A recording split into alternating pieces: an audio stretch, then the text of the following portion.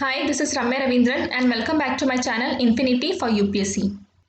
Today we'll be covering the 8th chapter and that is Vital Villages and Thriving Towns. That means we are going to learn about the life in villages and in towns. So this is the time period that we saw till now. Vedic period, this began about 3500 years ago. Then the megalithic culture, the later Vedic period, the system of Janpadas. All these began 3000 years ago. Then we read about the Mahajanpadas, which began about 2500 years ago. Then we saw Buddhism, Jainism and Upanishads, and all these existed during the 6th century BC. Then in the previous chapter we learned about the Mauryan Empire, which existed between 2300 to 2200 years ago. And this Mauryan Empire, this was in the Magad region. That means we have learnt about one of the Mahajanpadas in this chapter. Magad was one of the Mahajanpadas. Now in this chapter we are learning about the cities and villages that existed during this time. In these chapters we did not learn about the ordinary people, but in this chapter we will be learning about the ordinary people who existed during this time. Iron tools and agriculture. The use of iron began in the subcontinent around 3000 years ago. Some of the largest collections of iron tools and weapons were found in the megalithic burials. We have already seen this megalithic culture. This began about 3000 years ago, and in the megalithic burials we had seen that tools and weapons made of iron were found. Then around 2500 years ago there is evidence for the growing use of iron tools. We had seen that 2500 years ago the Janpadas had become Mahajanpadas, and now the kings and the kingdoms needed more resources. That means they started collecting more taxes and they wanted other people to have more money so that they can pay more tax. And that is the reason they had encouraged the use of iron plowshares and the process of transplanting paddy. See here, in the 5th chapter we had learnt that the kings needed more tax and hence they encouraged the use of iron plowshares and the process of transplanting paddy. The iron plowshare was useful for increasing agricultural production. We know this. So what have we seen here? The use of iron began around 3000 years ago. Then around 2500 years ago, the use of iron started increasing. So note these two time periods, 3000 years ago and 2500 years ago. Now here we see about iron plows, but have we seen another kind of plows earlier? Yes, we had seen the use of plow during the Harappan period. But since those plows were made of wood, those have not survived, but still we get to know that they have been using plows because the toy models have survived. And these toy models, these were made of terracotta, and terracotta models have survived. So this is the image. So what is to be taken from here? Wooden plows were used during the Harappan period and iron plows were used during the Janpadas and during the Mahajanpada period. Other steps to increase production. Now one of the ways to increase production is using plowshares. So what is the second way? Using irrigation. The kings and kingdoms could not have existed without the support of flourishing villages. I have told you that if the kings need more resource, the villages and towns must be flourishing and they should be well off, and only then they will be able to pay taxes, and those taxes could be used by the kings to maintain their kingdoms. While new tools and the system of transplantation increased production, irrigation was also used. So new tools in the sense iron plowshares and the system of transplantation, that is transplanting the paddy. So these two we have already seen. Now they are talking about the irrigation. But have we seen irrigation before? Yes, we have seen about irrigation in the Harappan period itself. See here, we have already seen that irrigation was used in the Harappan regions. So during this time as well, that is during the Mahajanpada period, they were using iron plowshares, the method of transplantation and irrigation. So irrigation was in the form of canals, wells, tanks and artificial lakes. Who lived in the villages? Now since we are learning about villages and towns, we also need to know who lived in these villages. We have already seen in the previous few chapters that it is always the farmers and the herders who live in the villages. But here we have been given some terms and we have to learn these terms. There were at least 3 different kinds of people living in most villages in the southern and the northern parts of the subcontinent.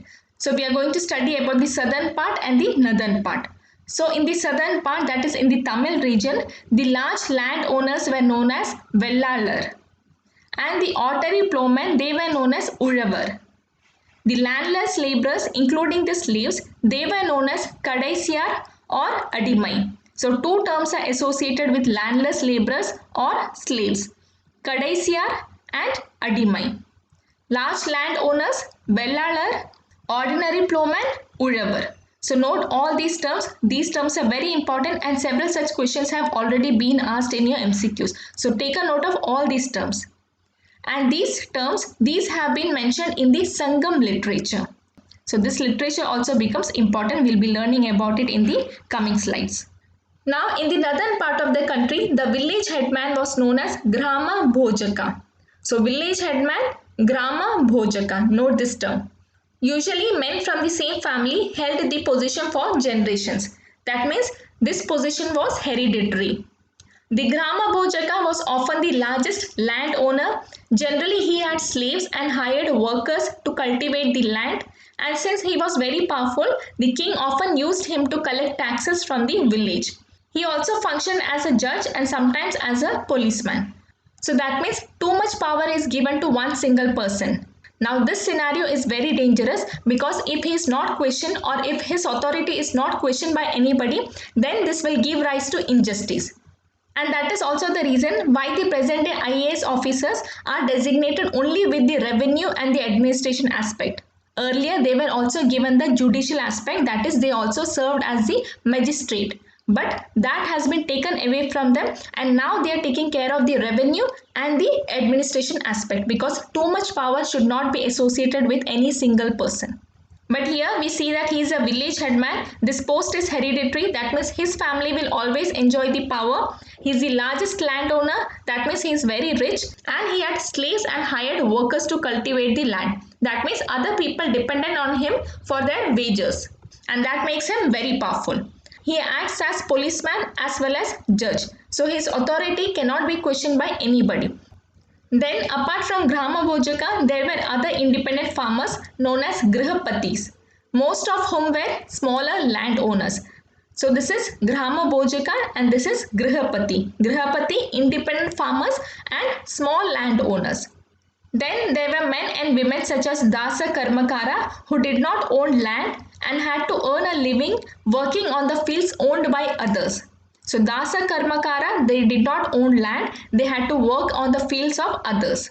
So Dasa Karmakara, Grihapatis and Grama Bhojaka, three terms. In most villages, there were craftspersons such as blacksmith, potter, carpenter and weaver. So we see farmers and some craftspersons living in the villages. The earliest Tamil composition. So Sangam literature, this is the earliest Tamil composition and it was composed about 2300 years ago. Now when you see 2300 years ago, something should strike you. Mauryan Empire was founded about 2300 years ago.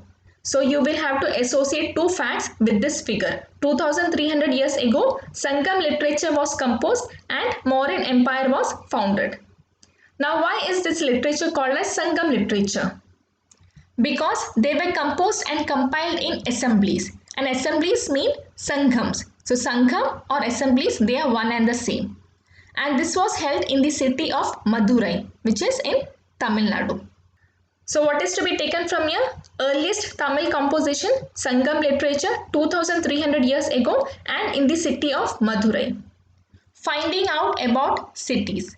In the previous slides, we have learned about the villages and the villages which existed in the northern part and in the southern part. Now we will see about the cities.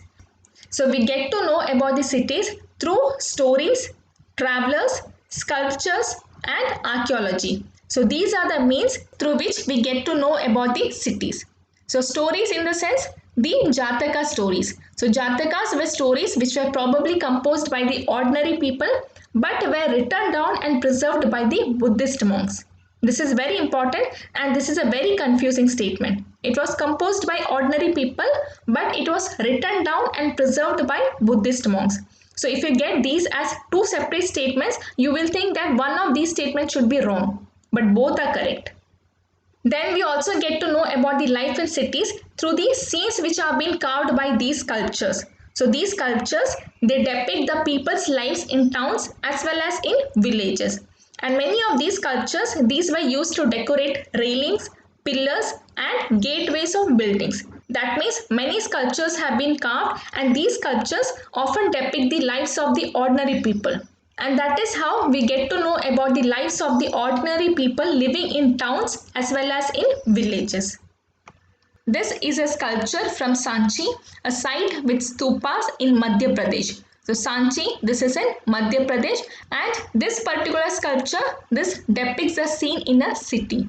So this is how we get to know about the life in the city. Now this story has been given in your NCERT book, and this story depicts the life in the city. I will read out this story at the end of this chapter. Then next is about travelers. We have seen stories, we have seen sculpture. Now travelers. One of the most detailed accounts that has been found was by an unknown Greek sailor. He has described all the ports which he had visited. So this is a description of one of the port that he had visited.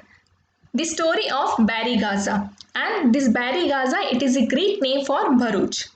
The gulf is very narrow at Barygaza and very hard to navigate. Ships had to be steered in by skillful and experienced local fishermen who were employed by the king. So we need skillful and experienced people to sail through this region. The imports into Barygaza were wine, copper, tin, lead, corals, topaz, cloth, gold and silver coins. Now if you note here, mostly metals were imported. So metals, then wine and cloth. Exports from Barygaza include special items like plants from Himalayas. So that means these must be medicines. Ivory, agate, carnelian, cotton, silk and perfumes. So all these are special items, very special items. We had already seen that carnelians are special kind of stones which were used to make beads. Then cotton and silk, these were in huge demand during those times. So all these are special items. See, you will have to take a note of each and every item very carefully. Suppose you get two statements, and one statement says cloth was imported into Barygaza, and second statement says cotton and silk was exported from Barygaza. So in such a scenario, you will think that how is it possible that cloth is imported and cloth is exported? So either of these two must be wrong, but these two are correct. Both are correct. Cloth was imported and cotton and silk, these two were exported. Then special gifts were brought by merchants for the king. These included vessels of silver, singing boys, beautiful women, fine wines and fine cloth. So what is to be taken from here?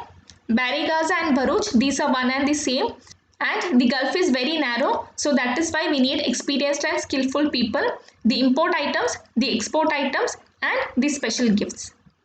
Then finally the archaeology, that is finding out about cities through archaeology. Many of the cities that developed from about 2500 years ago were capitals of the Mahajanpadas.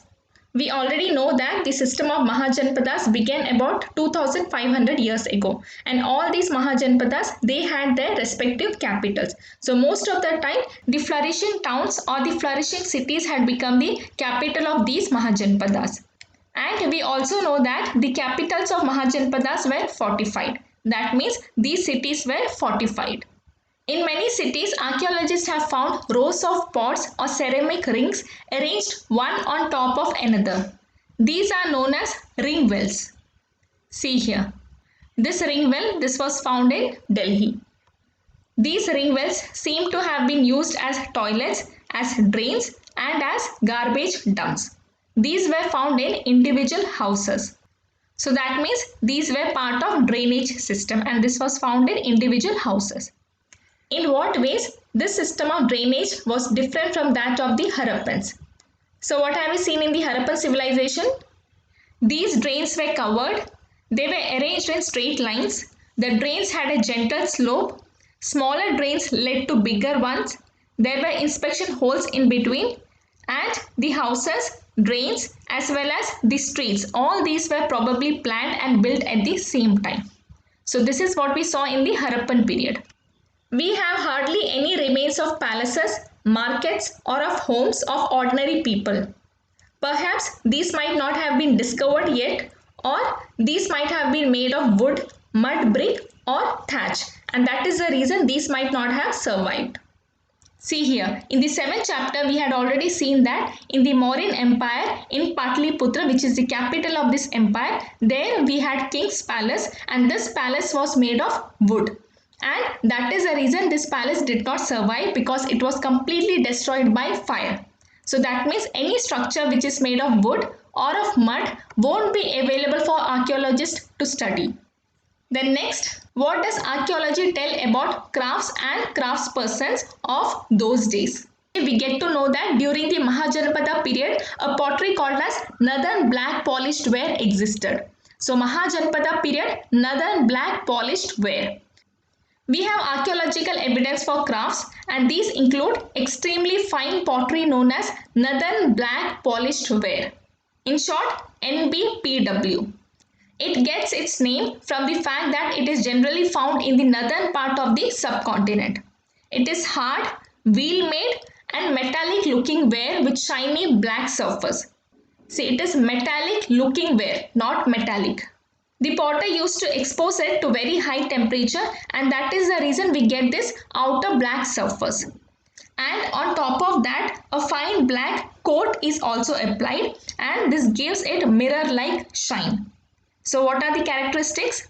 Found in the northern part of the subcontinent, it is extremely fine, it is very hard, metallic looking ware, and it is exposed to high temperature. That is the reason it is black, and it has got mirror-like shine. Archaeological evidence for many crafts may not have survived, but we know from the text that manufacture of cloth was important. So manufacture of cloth, this is another form of craft. There were famous centers such as Varanasi in the north and Madurai in the south. So these two are the important centers in terms of manufacturing the cloth. Both men and women worked in these centers. Many craftspersons and merchants now formed associations known as Shrenis. Very important. A question has already been asked, and the question was taken from this chapter, and these things were given as options. So very important, take a note of all these things given here. These Shrenis, they provided training, procured raw material, distributed the finished product, organized the trade, and they also served as banks for rich men and women to deposit their money. So what all are the functions of Shrenis? Providing training, procuring raw material, distributing the finished products, organizing the trade, and serving as banks. So all these were given as options. Very important. These 3 points are very important.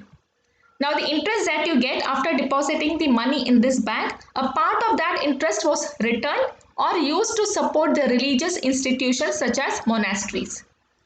Next, archaeologists have also found several thousands of coins belonging to this period. The earliest coins were punch-marked coins. Punch-marked were generally rectangular or sometimes square or round, and these were made of metal.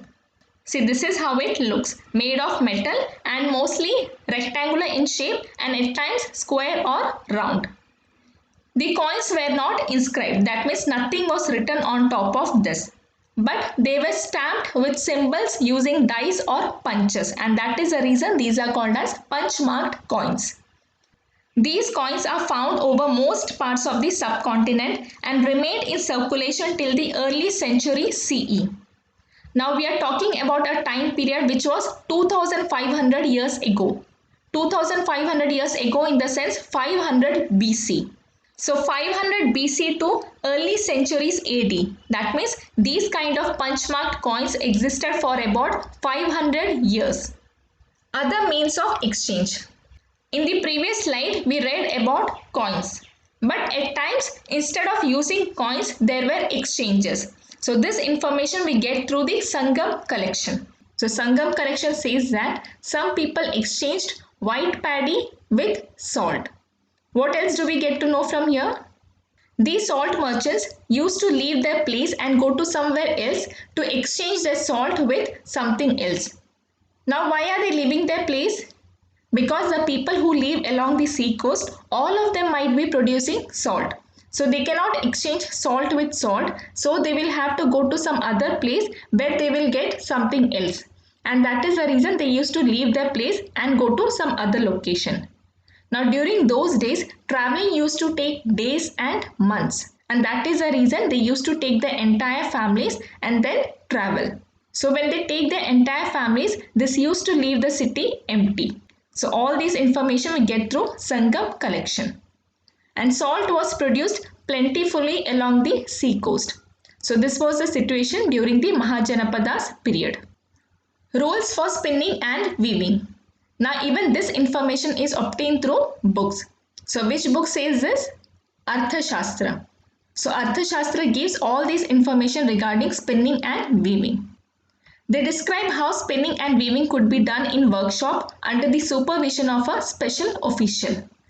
Widows, young women who are differently abled, nuns, mothers of courtesans, retired women servants of king, women who have retired from service in temples, all these people may be used for processing wool, bark, cotton, hemp and flax.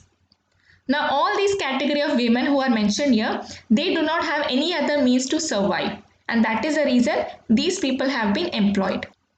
They should be paid according to the quality and quantity of work.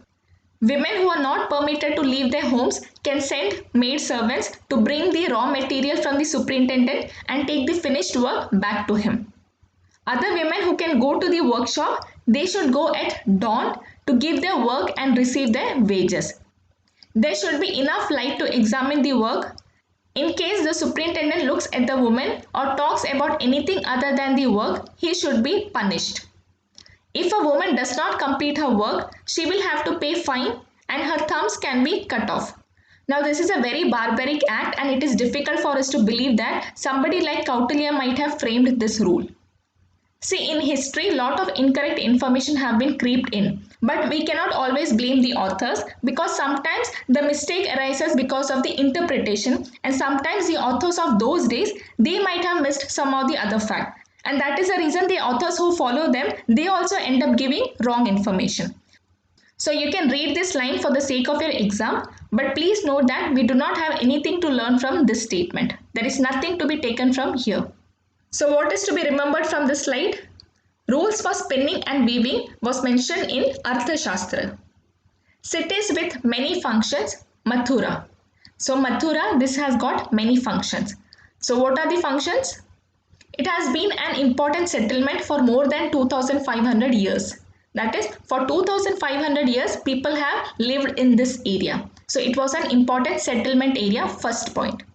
It was fortified. We know that most of the Mahajanapadas and the capital cities were fortified. It was important because it was located at the crossroads of two major routes of travel and trade. From the northwest to east and north to south. Northwest to east in the sense this location. So if people want to move from northwest to east, they will have to halt at Mathura. Similarly, people who want to move from east to northwest, they will have to halt at Mathura, and likewise here also north to south. So if a place is a gateway to another location or a halting point to another location, then that place will become a city or a town because flourishing trade will take place in that region. Now we have seen something similar to this. Some other region was a gateway to some other place. Where was it? Here in chapter 7, we saw that Takshila, which was the provincial capital in the Mauryan Empire, was a gateway to the northwest, including Central Asia. And Ujjain, this was between North and South India. So Takshila and Ujjain, even these were halting points or gateways. So crossroads of two major routes, this became the second point. Now what is the third point? Mathura was also a religious center with several shrines. There were Buddhist monasteries, Jaina shrines, and it was an important center for worship of Krishna.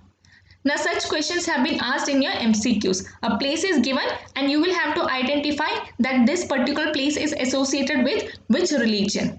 So Mathura, it is associated with Buddhism, Jainism and Hinduism. Fourth point, Mathura was a center where extremely fine sculpture was produced. So center for fine sculpture. Then it was also the second capital of the Kushanas. So around 2000 years ago, Mathura became the second capital of the Kushanas. Now you will have to try to recollect what have we learned about Kushanas in the previous chapter. In the previous chapter, we saw that Kushanas had replaced Shakas and Kushanas had come into power about 2000 years ago. So this is what we had learned about Kushanas. So the order was Indo-Greek, Shakas and Kushanas. And these people control the northwest and parts of North India. Shakas even control the western part of India. Then the farmers and herders from adjoining areas provided food for people in the city. This has always been the case, that food was provided to the city people from the village area. So what all are important here? What are the functions of Mathura? Important settlement area, crossroad of two major routes, religious center, center for fine sculpture, second capital of Kushanas. Then in Mathura we could also find several inscriptions. And these inscriptions were short, recording gifts made to monasteries and shrines. And who were the people who gave these gifts? These gifts were given by kings, queens, officers, merchants and craftspersons. And these inscriptions, they also give us some other kind of information like who used to stay in this region. Like one particular inscription, it mentions that Mathura had goldsmiths, blacksmiths, weavers, basket makers, garland makers and perfumers living in Mathura. Since Mathura is a religious center, we need all these kind of people. Then a closer look at Arikamedu. We had already seen this name somewhere, Arikamedu. Where was it? In the previous chapter, we had seen that Podukka was the Roman name for Arikamedu. Now, if a particular area has got a Roman name, that means this area has got association with Romans. And that is the reason Romans have given a different name to this area. Now, if we follow this map, we get to know that Romans had access to India as well. This purple line, it is for Romans. Then here we also get to know that they had access to Saudi Arabia, Red Sea, Mediterranean Sea, Black Sea and up to Europe. Between 2200 and 1900 years ago. 2200, do you remember anything related to this figure? Mauryan Empire got collapsed 2200 years ago. So this is how you should remember every single fact. 2300 years ago, Mauryan Empire was set up and 2200 years ago, Mauryan Empire got collapsed. Now here we get to know that between 2200 and 1900 years ago, Arikamedu, which is in Puducherry, was a coastal settlement where ships unloaded goods from distant lands. So since loading and unloading took place here, all those people who entered India through sea route, they had to come to Arikamedu. A massive brick structure, which may have been a warehouse, was found at this site. Then other finds include pottery from Mediterranean region such as amphorae, then stamped red glazed pottery known as Aretine ware, which was named after a city in Italy. Then there was some other kind of pottery which was made locally, but Roman designs were used. Then Roman lamps, glassware and gems, all these have been found at this site. Now from all these information we get to know that Arikamedu had close association with Romans because Mediterranean region was under the control of Romans. Then we also see pottery from Italy and we know that Rome is in Italy. Then Roman designs have been found. Then Roman artifacts like Roman lamps, glasswares and gems have also been found. So because of all these things we get to know that Arikamedu and Romans, they had close association with each other. Now what is amphorae? It is a tall double-handled jar. And Aretine ware, what is it? It is a stamped red glazed pottery. So this is a pottery and even this is a pottery, double-handled pottery.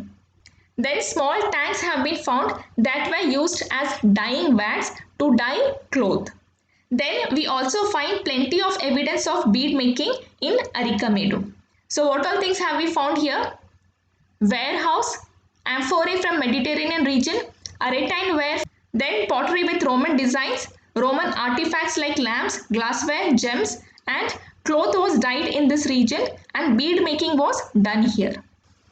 Tamil Brahmi inscriptions. Several pieces of pottery have inscriptions in Brahmi which was used to write Tamil. Now in the previous chapter we had seen that Tamil was influenced from Brahmi script. Now quickly revise what all languages have been developed from Brahmi script. It was Hindi, Bengali, Malayalam and Tamil. Elsewhere, Rome is one of the oldest cities in Europe and developed around the same time as cities in Ganga Valley. Rome was the capital of one of the largest empires, one that spread across Europe, North Africa and West Asia. So Roman Empire is spread across Europe, North Africa and West Asia, very important. Augustus, one of the most important emperor who ruled about 2000 years ago, he said that he found Rome as a city of brick. That is, Rome had nothing, but he made it into a city of marble. He and later rulers, that is Augustus and the rulers who came later, they built temples, palaces, amphitheaters, public baths and aqueducts. What is an amphitheater? You have a central open space where some shows or some games would be played and there are sitting arrangements made in the surrounding region. So that is amphitheater. It is something similar to your cricket stadium. What are aqueducts? These are channels to supply water and these were built to bring water to the city. And some of these amphitheaters and aqueducts have survived till now. So this is an aqueduct. Now since we have learnt about Rome, we should know where is Rome and what are the surrounding countries. So Italy, where is Italy in the world map? This is Italy. And Rome, this is in Italy. And how many countries share land boundary with Italy? There are 4 countries which are given in your map, but there are actually 6 countries. So France, Switzerland, Austria and Slovenia, these are given here. But you should also note that there are 2 more countries. One is San Marino. This is a landlocked country. Landlocked country in the sense, this country is totally surrounded by some other country. So San Marino is an independent country and it is totally surrounded by Italy from all its sides. Then the 6th country is Vatican City. This is an independent region. Okay, Vatican City is not controlled by any other country. So it is an independent region, but it is surrounded by Italy and it is in Italy. So how many countries?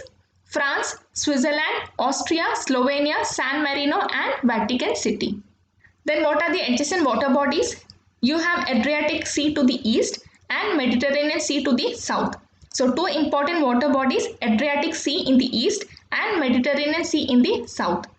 Jataka's story, the clever poor man. We had already seen that we get to know about cities through stories, travelers, sculpture and archaeology. So now let us see what is this story telling us about life in city. There was a clever poor young man. His only resource was a dead rat. He sold it for a coin to a hotel owner for their cat. Then one day there was a storm and because of this storm, the king's garden was in a total mess. That is, it was littered with branches and leaves.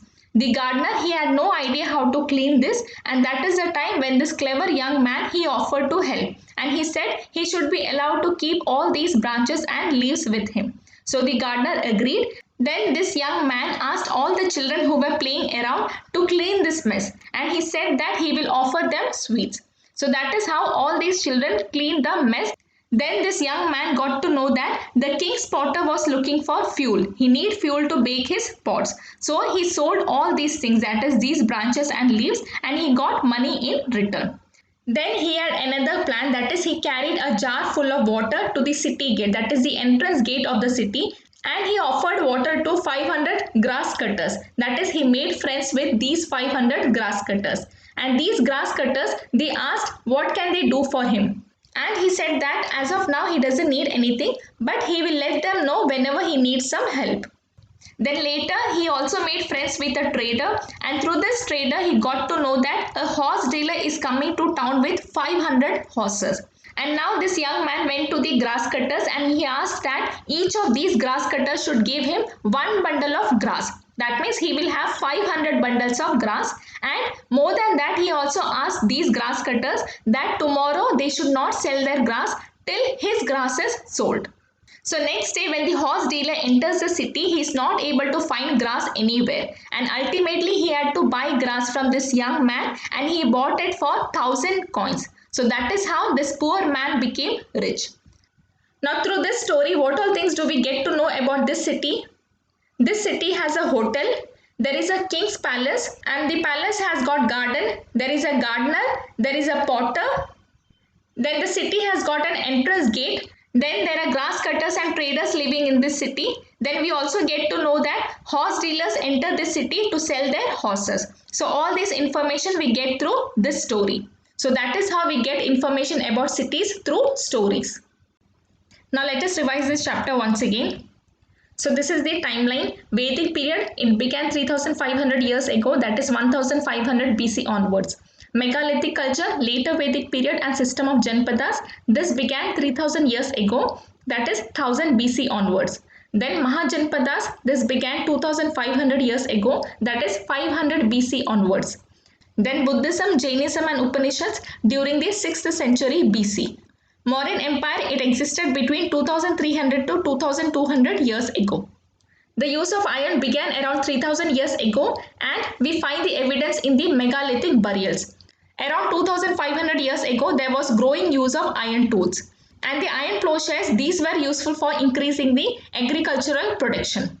See here we saw that iron tools and weapons were found in megalithic burials. Then here we saw that during the Mahajanpada period, the kings encouraged the use of iron plowshares and the method of transplanting paddy because these two led to increased production and that means more tax. We saw that during the Mahajanpada period, iron plowshares were used, but the plows were used during the Harappan civilization as well. But the people living in the Harappan civilization, they did not use iron plows, they used wooden plows. And since those were made of wood, those have not survived, but still we get to know that they were using wooden plowshares because toy models have survived. And these toy models, these were made of terracotta and that is the reason these have survived. A toy plow made of terracotta. Other steps to increase production. We have seen that new tools like iron plowshares and the method of transplantation, these two have led to increased production. But apart from these two, irrigation was also used. And irrigation included canals, wells, tanks and artificial lakes. Then we also revised that irrigation existed during the Harappan civilization as well. Who lived in the villages? So what category of people lived in villages in the southern part and in the northern part? In the southern part, that is in the Tamil region, three kind of people lived. First is large landowners and they were called as Vellalar, ordinary plowmen, Ulavar, landless laborers including slaves, Kadaisiyar or Adimai. So Vellalar, Ulavar, Kadaisiyar and Adimai. And these terms, these have been found in Sangam literature. Then in the northern part of the country, we find Grama Bhojaka, Grihapatis and Dasa Karmakara. This Grama Bhojaka, he was a very powerful person and he had lot of functions to carry out. First, he was the village headman. Second, he collected taxes. Third, he acted as judge. Fourth, he acted as policeman. Then his position was hereditary. He was the largest landowner, that means he was very rich and he had slaves and hired workers to cultivate the land. Then we saw Grihapatis, and who were these people? They were independent farmers and they were generally small landowners. Dasa Karmakaras, these people, they did not own land but they were working on the fields owned by others. So Grama Bhojaka, Grihapati and Dasa Karmakara. Sangam literature, this was the earliest Tamil composition. It was composed about 2300 years ago in the city of Madurai. And 2300 years ago, this was the time when Mauryan Empire was set up. Finding out about cities through stories, travelers, sculpture and archaeology. Jataka stories, these gave us information about the life in cities. And these stories, these were composed by ordinary people but written down and preserved by Buddhist monks. Then we also saw that sculptures carved scenes which gave us information regarding the lives of people living in towns as well as in villages. This is an example. This sculpture from Sanchi, which is in Madhya Pradesh, it depicts a scene in city. Then we saw that an unknown Greek traveler, he has given us information regarding all the ports that he had visited. Example, Barigaza, and this is the Greek name for Bharuch. So what is the information that he gave us? The gulf is very narrow at Barigaza. It is very hard to navigate. That's why we need very skillful and experienced people. And the imports into Barigaza include wine, metals like copper, tin, lead, topaz, gold and silver coins, then corals and cloth. Exports from Barigaza include special items like plants from Himalayas, ivory, agate, carnelian, cotton, silk and perfumes. We had already learnt about carnelian in the Harappan chapter. There we saw that carnelian, it is a special kind of red stone and these were used to make beads. Then special gifts were brought by merchants for the king, and these included silver, singing boys, beautiful women, fine wines and fine cloth. Then we saw what does archaeology tell us about the cities. So cities in Mahajanpadas, these were fortified, and we also saw the ring well. These ring wells, these were used as toilets, drains and garbage dumps by individual houses. This is how the ring well looks like. Then we also saw the difference between the drainage system that existed in the Harappan period and in the Mahajanpada period. The drainage system during the Harappan period, those were covered, those were arranged in straight lines, had a gentle slope, smaller drains led to bigger ones, there were inspection holes in between, and houses, drains and streets, all these were planned and built at the same time. There are hardly any archaeological evidences of palace, markets or of homes of ordinary people. Two reasons have been given. First is these are yet to be discovered by the archaeologist, and second is these were probably made of wood, mud brick and thatch, and that is the reason these have not survived. We also revised that during the Mauryan Empire, in the capital city of Patliputra, the king's palace was made of wood, and that is the reason it has not survived, because it caught fire and got completely destroyed. Then what does archaeology tell us about crafts and craftspersons? Because of archaeology, we get to know that during the Mahajanpada period, a pottery called as Northern Black Polished Ware existed. Then it gets its name from the fact that it was found in the northern part of the subcontinent. It is hard, it looks like metal, it has got a shiny black surface, it is extremely fine. It is black in color because it was exposed to very high temperature, and then a layer of black color has been applied, and that gives mirror-like shine to this pottery. Then several other crafts, these may not have survived, and that is the reason archaeologists could not give us much information. But we get to know about the manufacturing of cloth through text. And text tells us that Varanasi in north and Madurai in south, these were the famous centers. Both men and women worked in these centers. Then we also learnt about Shrenis. Shrenis, these are associations of craftspersons and merchants. What are the functions? Providing training, procuring raw material, distributing finished products, organizing trade, and serving as banks. Then we also saw that archaeology gives us information regarding coins and punch-marked coins. The earliest coins were punch-marked coins, and these were used for about 500 years. That is from the time of Mahajanpadas to early century CE. That means 500 BC to 1st AD, almost 1st AD. So that makes it 500 years. And these were generally rectangular and made out of metal, but at times these were square or round. The coins were not inscribed, very important, not inscribed, but were stamped, and that is the reason these are called as punch-marked coins, because these are stamped and not inscribed. Then we also get to know that apart from using coins, some people also follow the barter system, and we get this information from the Sangam collection. So paddy, these were exchanged with salt, and the salt merchants, they move with their entire family. This leaves the city empty, and salt was produced plentifully along the sea coast. Then we also saw the rules for spinning and weaving from Arthashastra. And we saw that widows, young women who are differently abled, nuns, mothers of courtesans, retired women servants of king, women who have retired from service in temples, all these people, they were used for processing wool, bark, cotton, hemp and flax. They should be paid according to quality and quantity. Those who are not permitted to leave home, they can send maid servants. Others, they can come directly at dawn and they can receive their wages. There should be enough light to examine the work. The superintendent who looks at women or talks about anything, he should be punished. If a woman does not complete her work, she will have to pay fine and her terms can be cut off. Cities with many functions. Mathura. Mathura, it was an important settlement. It was at the crossroads of two major routes. Third, it was a religious center for Buddhism, Jainism and Hinduism. It was a center for extremely fine sculpture. It was the second capital of Kushanas. Then we also revised that Takshila and Ujjain, these were the gateways. Takshila, it was the gateway to northwest, including Central Asia, and Ujjain, this was between North India and South India. Then we also revised that Kushanas had replaced Shakas and they had come into power about 2000 years ago. And the order is Indo-Greeks, Shakas and Kushanas. And these people, they ruled the northwest and parts of North India. Shakas, they also ruled the western part of India. Then we also saw that Mathura has got several inscriptions, and these inscriptions were short, recording gifts made to monasteries and shrines.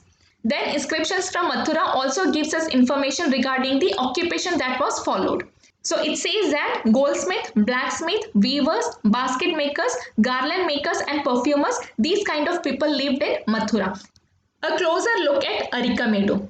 Here we revise that Poduka was the Roman name for Arikamedu. That means Romans had close association with Arikamedu. Then we also saw that Romans had access to India, that is South India. Then they had access to Saudi Arabia, Red Sea, Mediterranean Sea, Black Sea and parts of Europe.